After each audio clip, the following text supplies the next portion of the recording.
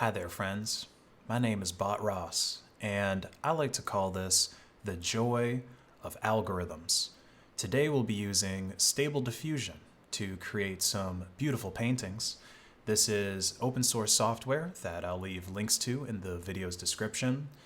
Now, I have about 45 minutes of experience painting with Stable Diffusion. These are some of the lovely little paintings I've made, but don't let that worry you if you're a beginner, because art is about having fun and being yourself. Now, I'm going to be sticking to a resolution of 512 by 512 pixels because that's what this happy little algorithm was trained on. But if we like it, we can always upscale it to get a bigger, more detailed painting. Now, I'm going to start off with something fairly simple and straightforward. I'm going to want to create a beautiful painting of a bowl of fruit. And we'll go ahead and generate that image. And we're only going to be generating one, so it really shouldn't take us that long. You can see the progress bar here in my terminal, and you can also see my graphics card's utilization. I have a 1080 Ti in my rig right now.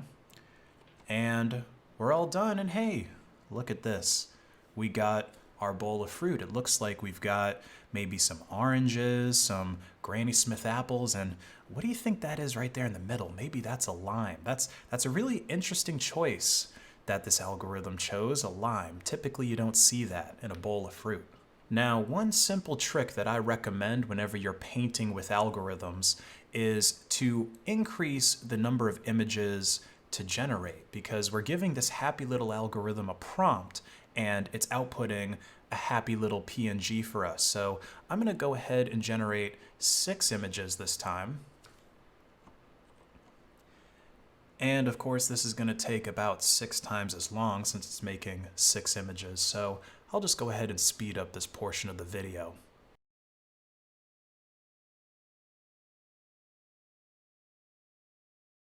All right, our images are done being generated. Let's refresh the web UI and see what we got.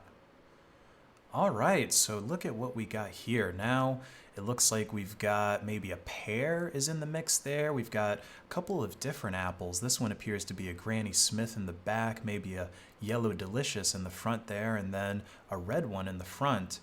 And blueberries, and then maybe these are some plums. So this is really nice. This is a much more diverse bowl of fruit. Maybe this is what we're going to go ahead and upscale, but let's not get ahead of ourselves. Let's check the rest. Oh, look at this, friends. So we've got, looks like it's a bit of a glossier bowl of fruit, but check out this apple in the back there. It looks like his stem is sticking out of the wrong spot, like it's out of the side, or maybe it's more of a pear that has a hole in the middle. That's kind of funny.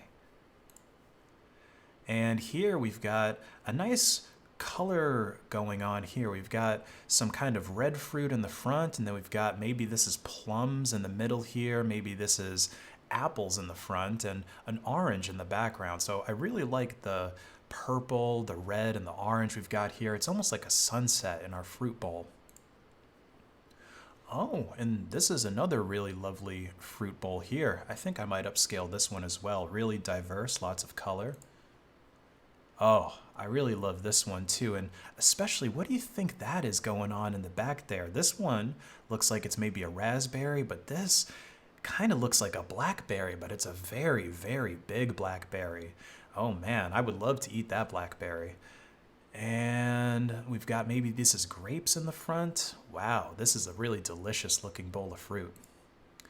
So when we've got some fruit that we want to upscale, or any image that we want to upscale, we're going to go ahead and send it to the lab. And in the lab here, there's a couple of things we can do, right? We can fix faces. I really recommend using this if you're trying to generate some humans, because unfortunately the happy little algorithm struggles with generating really realistic human faces a lot of the time. Maybe we'll see that in another example. But I'm going to upscale it, and I'm going to use the default algorithms for upscaling, and we'll go ahead and process that. And usually it finishes pretty fast. Yeah, it's already finished apparently. So let's go back and see what we got. Oh boy, look at that. It's a larger bowl of fruit. Let's go ahead and save that one. Oh, that's right, we got to give it a different name. We'll call this fruit. Okay, and then we'll return to our text to image, and let's see, which other ones did we want to upscale? Okay, this is the one with the blackberry, so why don't we do the first one next? Send it to the lab. And let's do the same thing. Let's just go ahead and upscale this one.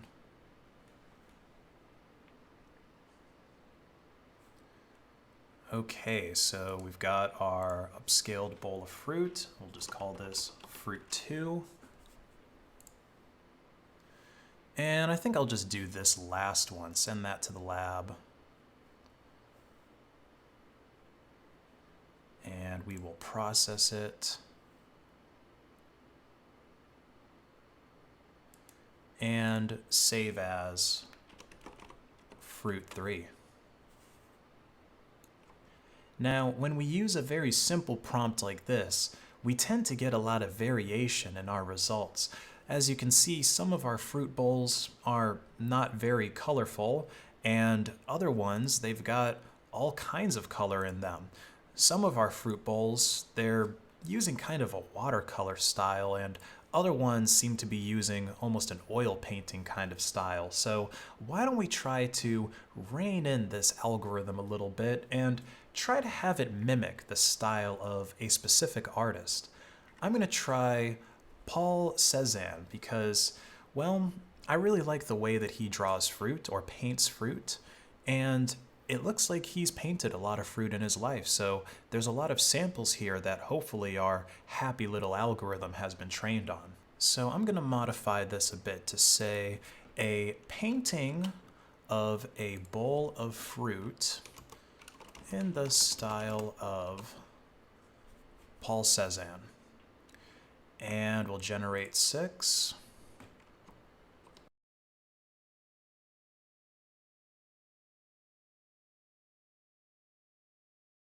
All right, friends, let's see how our new bowls of fruit look. So we'll refresh, and look at that. It's actually kind of close.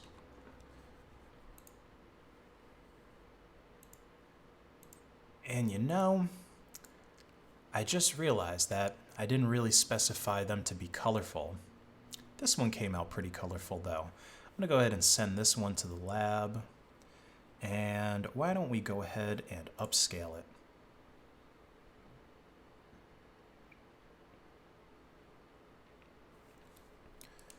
All right, and we will save this one as that. And why don't we specify colorful? So we'll say a colorful painting of a bowl of fruit in the style of our buddy Paul.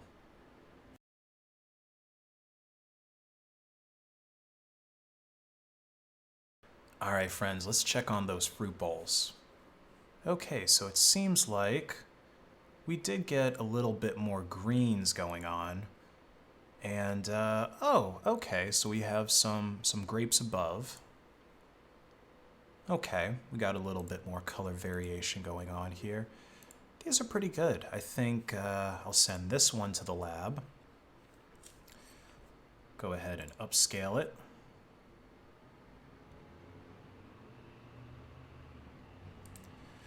And that's another lovely bowl of fruit. And let's see, which other ones do we want to upscale here? Why don't we get this one with the grapes? Yeah, this one looks interesting. And you know what, let's do a bit of an experiment here. Why don't we fix faces, even though there's no faces? Let's see what our happy little algorithm does. Oh, okay. Well, would you look at that? It actually looks like it might be a little bit sharper. Alrighty. And we'll call this sharp fruit. So why don't we go back and take a look at what we've created so far. Now, of course, this is the style that we were trying to mimic towards the end. And I'd say we did a pretty good job of that, don't you think? Yeah, I'd say that these look pretty good. And then we've got our original bowls of fruit that we made here. Now, unfortunately, some people don't like and are offended by what we're doing here, using AI to create some beautiful art, especially when we do it in the style of another artist. Some people might say that this is not even real art at all, and that makes me sad, because I think that this is a cool new art form that's just as valid as any other. Some people use charcoal sticks or paintbrushes to make their art, and I happen to use a 1080 Ti. And since all art is based in math, it really shouldn't matter what algorithm you're using to create it. After all, we're all just happy little algorithms. 2 plus 2 equals you. Remember, art is all about having fun. And speaking of having fun, why don't we try to create something a little bit more fun? Why don't we create a happy goat wearing a winter scarf? And why don't we use some extra adjectives to describe it? Why don't we say hyper realistic digital art? Beautiful. Let's see what we get.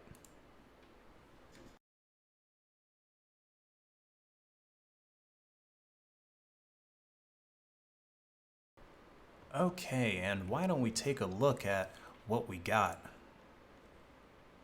Oh, look at this. Now that certainly is a happy little goat. Look at this guy here. I think we're going to send this one to the lab.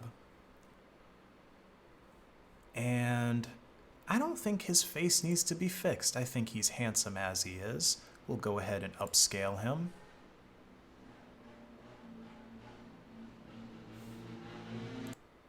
Okay, and our goat is finished. Why don't we go ahead and save him? I'm going to call him Happy Goat. And I want to take a look at Happy Goat right away. Oh man, look at this guy. That's just a handsome little fellow with his scarf. Why don't you guys go ahead and name Happy Goat in the comments section below. What do you guys think Happy Goat's name should be, with his very colorful scarf, and it looks like he's got a nice colorful hat on too. Let's see, are there any other happy little goats that stand out that our happy little algorithm created? Well, we've got this one here. This one looks to be a bit more realistic. Oh wow, let's send him to the lab as well. And let's see. This one's face also appears to be pretty symmetrical. I don't think we need to fix his face. Maybe I'll try it just to see. Alright, so this is without any face fixing. Maybe this eye on the right could use a little bit of retouching, but like I said, it's very minor. Let's see, maybe let's scale back the effect strength a little bit. And let's see. When I've experimented with this, I've noticed that if the faces are pretty good and the strength is set to max, it tends to mess them up a bit. Let's see. Maybe a little bit more. I'm trying to get his eye on the right to look more like the eye on the left.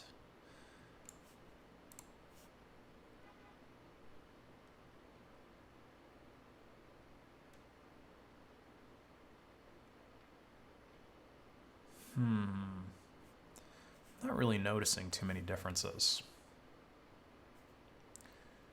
Why don't we just go for whole hog and see what that does to our goat?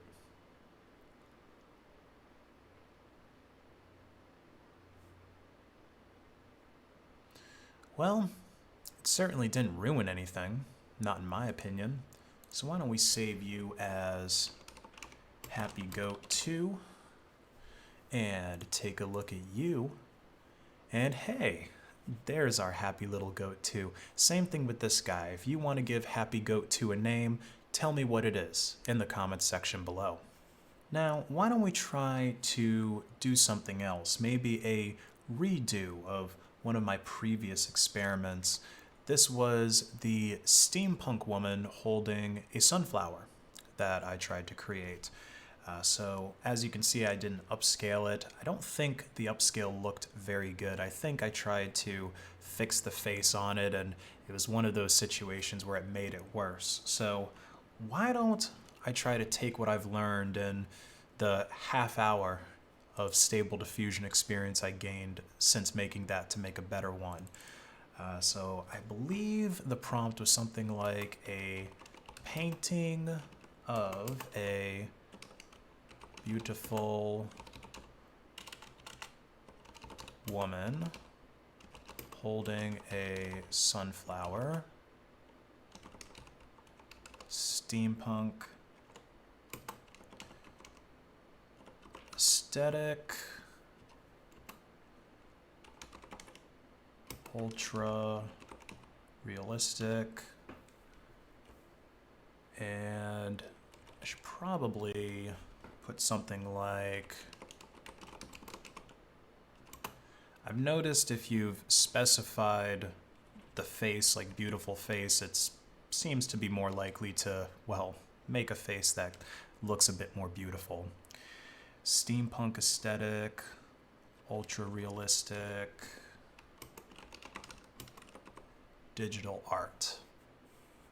Okay, let's see what we get.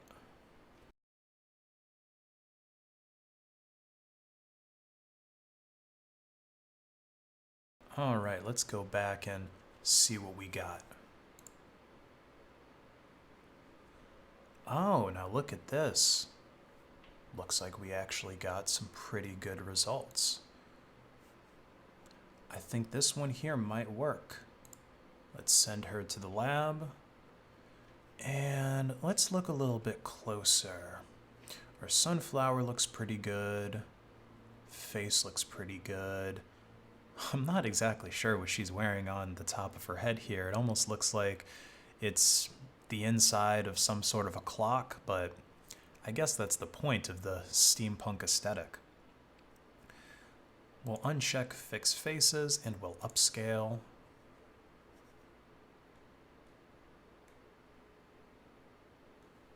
And look at that. That is a pretty good image that we got. We'll call this Steampunk Girl 1.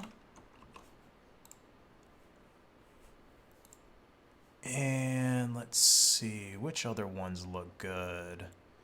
Oh, this one's kind of interesting. She's got like clockwork going on in her head. Let's send that over to the lab, see if we can't upscale it.